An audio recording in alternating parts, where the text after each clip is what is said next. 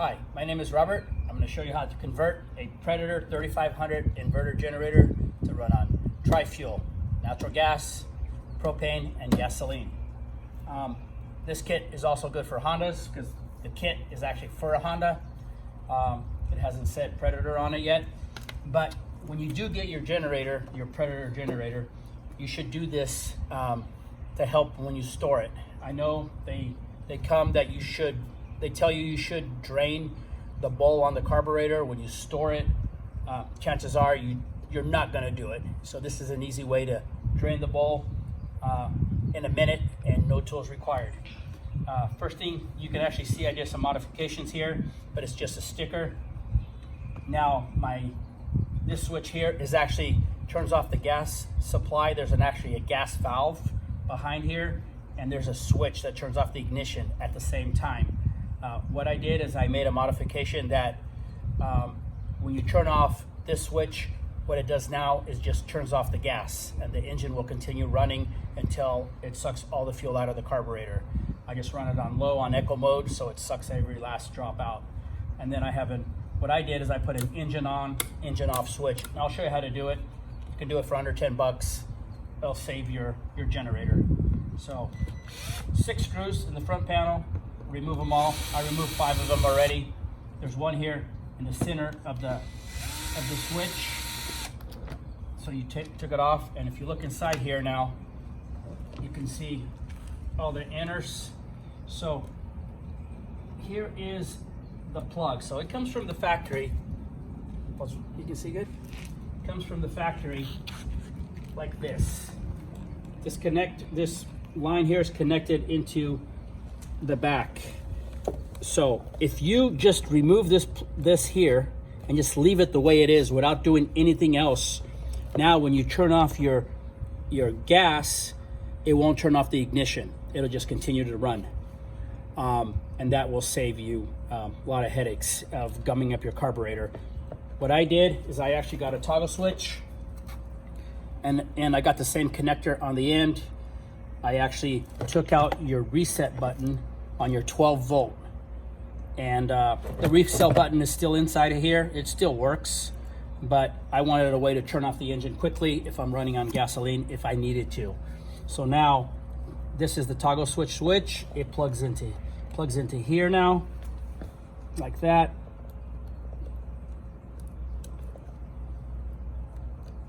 If I can find the spot, like that. And the factory one is still here if I wanted to put it back, because technically this generator is still under warranty.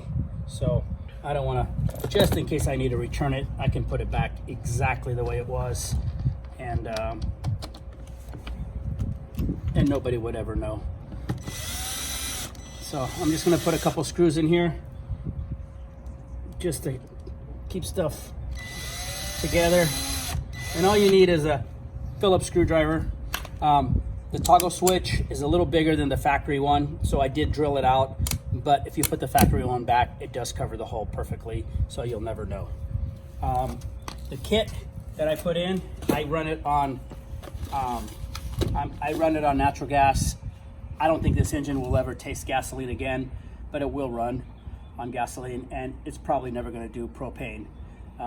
In California, we lost power for days with the winds and no rain. Everything was dry, so we had this thing running for a long time. At first I had it with gasoline, but it was kind of a pain in the butt. They do last a long time if you don't pull them, but I was running the whole house with this. So if you do, it'll, 5-6 hours, the tank is dry, and then you got to refill it. They say they run 11 hours, but that's if you draw 25%. This thing was pulling close to 100% of its load almost all the time, so it will draw. The kit that I use for natural gas, it's a US carburation kit. They're very helpful over there. It's called a snorkel kit.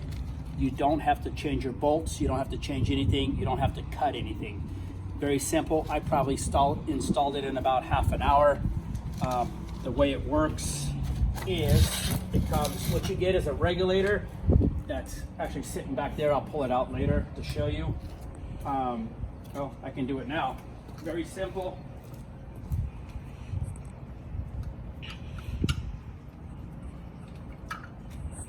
here's what you get in the kit. You get this regulator, you get a mixture control. You do not get this. I put this in. And then what I do, I got some pipe dope on there, and I just hand tighten. I don't use any wrenches or anything.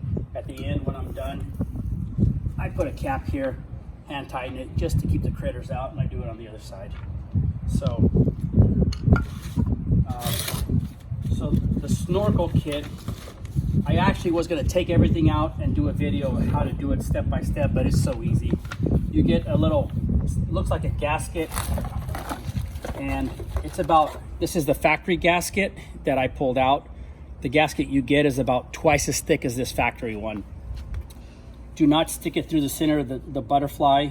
You just stick it through the side. This little doodad here is designed to collapse when you pull the choke. You do not start it with the choke if you're running natural gas or propane. To get inside, remove these two screws, pull the panel off.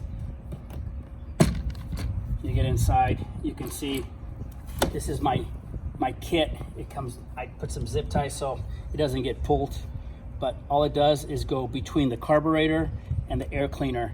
You need 10mm socket, and I believe that's all you need. You take a screw out here, take one screw in the inside, or two more screws in the inside, and this housing comes off. Do not remove the carburetor.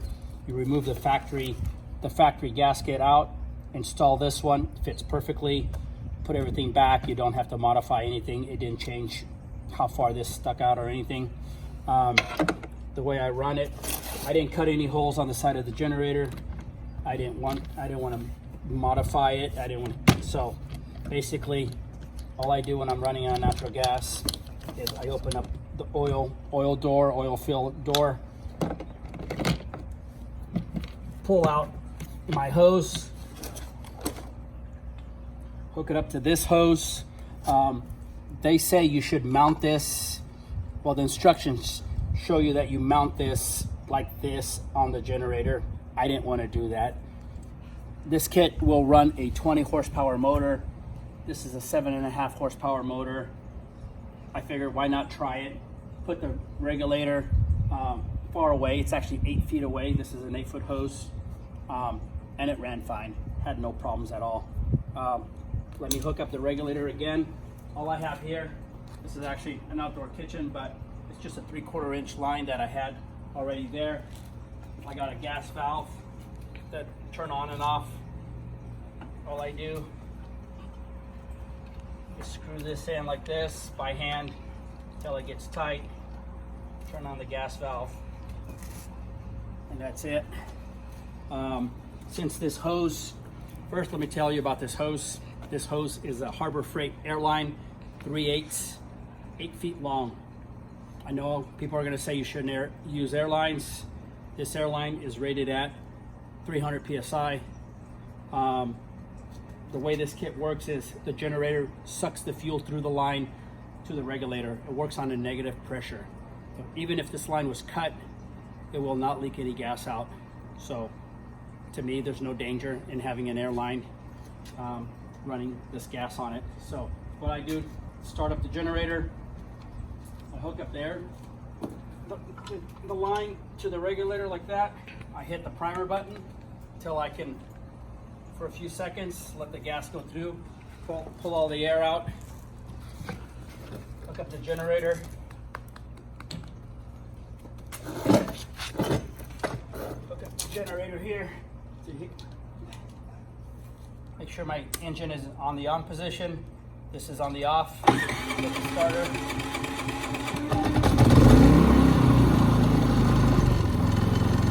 Fires right up. Turn it off. I just turn off the gas supply, and it shuts off. The fittings, if you're curious what fittings I'm using, and I will let you know what kind of kit it is. The fittings I'm using, they're Parker kit. It is a DST-3M. It's 3/8 straight through. There is nothing on the inside.